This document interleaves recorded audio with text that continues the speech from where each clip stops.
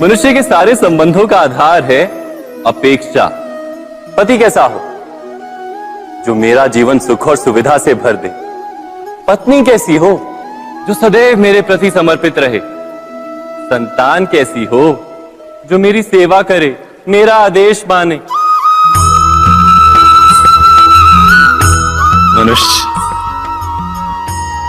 मनुष्य उसी को प्रेम भी कर पाता है जो उसकी अपेक्षा पूर्ण करता है। और अपेक्षा की तो नियति है भंग होना। कैसे? क्योंकि अपेक्षा मनुष्य के मस्तिष्क में जन्म लेती है। कोई अन्य व्यक्ति उसकी अपेक्षाओं के बारे में जान ही नहीं पाता। पूर्ण करने की प्रामाणिक इच्छा हो तब भी कोई मनुष्य किसी की अपेक्षाओं को पूर्ण नहीं कर पाता। और वहां से जन्म लेता है संघर्ष। सारे संबंध संघर्ष में परिवर्तित हो जाते। पर मनुष्य अपेक्षा को संबंध का आधार ना बनाए और स्वीकार करे केवल संबंध का आधार, तो क्या ये जीवन स्वयमेव सुख और शांति से नहीं भर जाएगा? स्वयं विचार कीजिएगा।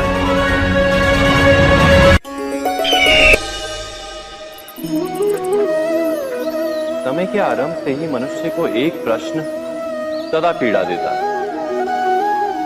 कि वो अपने संबंधों में अधिकतम सुख और कम से कम दुख किस प्रकार प्राप्त कर सकता है। क्या आपके सारे संबंधों ने आपको संपूर्ण संतोष दिया है? विचार कीजिए। हमारा जीवन संबंधों पर आधारित है। हमारी सुरक्षा संबंधों पर आधारित है। इसी कारण हमारे जीवन के सारे सुखों का आधार भी संबंध है। किंतु फिर भी हमें संबंधों में ही अधिकतर दुख क्यों प्राप्त होते हैं? सदा ही संघर्ष भी संबंधों से ही उत्पन्न क्यों हो जाते हैं? कभी विचार किया है? जब कोई व्यक्ति किसी अन्य व्यक्ति के विचार अथवा कार्य को स्वीकार नहीं करता, उसमें परिवर्तन करने का प्रयत्न करता है, तो संघर्ष जन्म लेता है। अर्थात जितना अधिक अस्वीकार उतना ही अधिक संघर्ष, और जितना अधिक स्वीकार उतना ही अधिक सुख।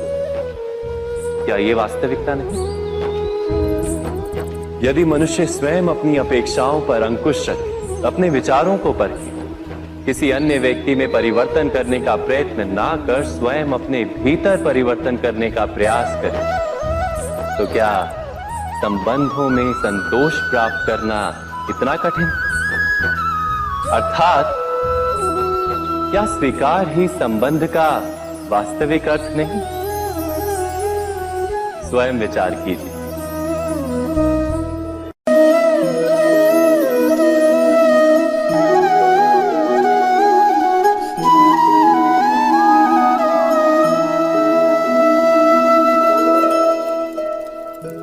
जब किसी व्यक्ति को किसी घटना में अन्याय का अनुभव होता है, तो वो घटना उसके अंतर को झकझोर देती।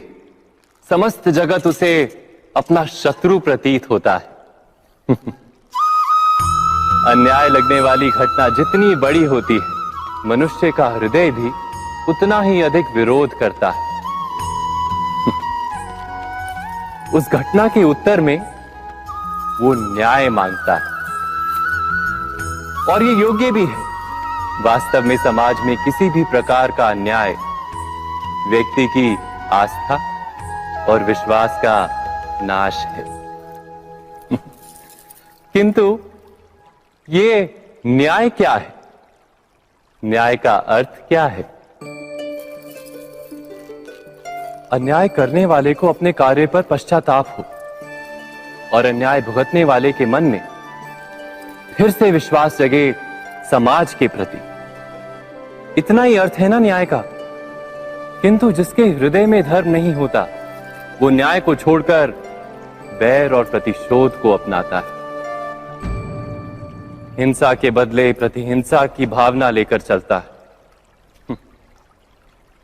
स्वयं भोगी हुई पीड़ा से कहीं अधिक पीड़ा देने का प्रयत्न करता है, और इस मार्ग पर चलते अन्याय को भुगतने वाला स्वयं अन्याय करने लगता है।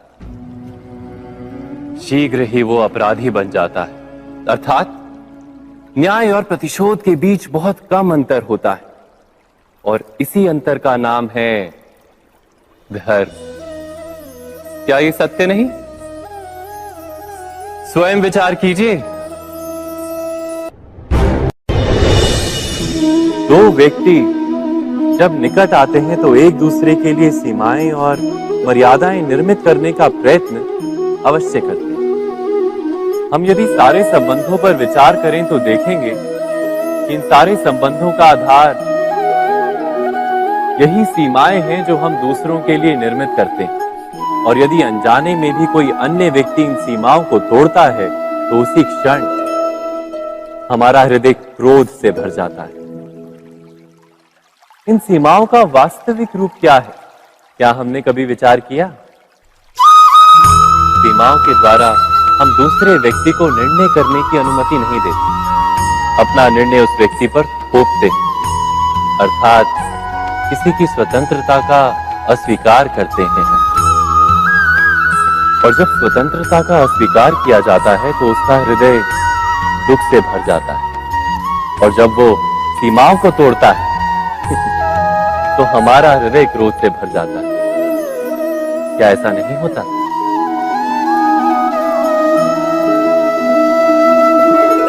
पर यदि एक दूसरे की स्वतंत्रता का सम्मान किया जाए तो किसी मर्यादाओं या सीमाओं की आवश्यकता ही नहीं होती, अर्थात जिस प्रकार स्वीकार किसी संबंध का देह है, क्या वैसे ही स्वतंत्रता किसी संबंध की आत्मा नहीं? स्वयं विचार कीजिए।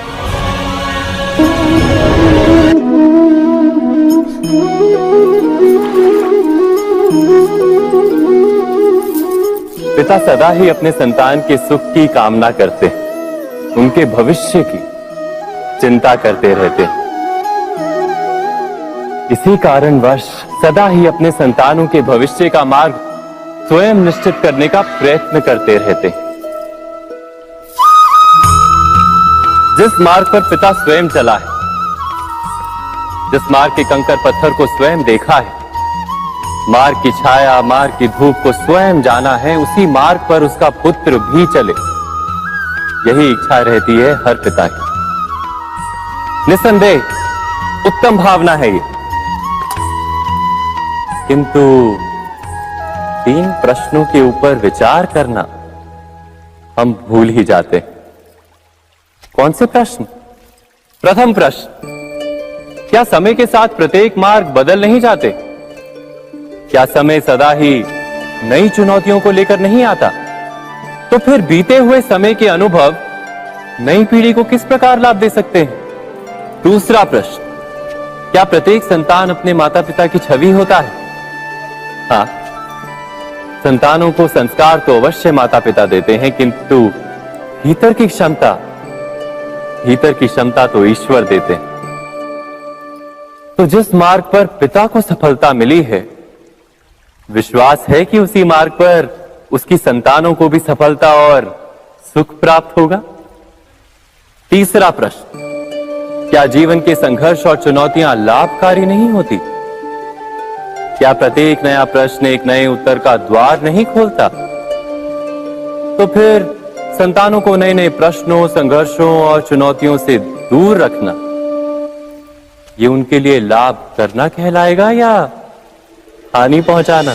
अर्थात जिस प्रकार संतान के भविष्य का निर्माण करने के बदले उसके चरित्र का निर्माण करना श्रेष्ठ है, वैसे संतानों के जीवन का मार्ग निश्चित करने के बदले उन्हें नए संघर्षों के साथ जूझने के लिए मनोबल व ज्ञान देना अधिक लाभदायक नहीं होगा? स्वयं विचार कीजिए।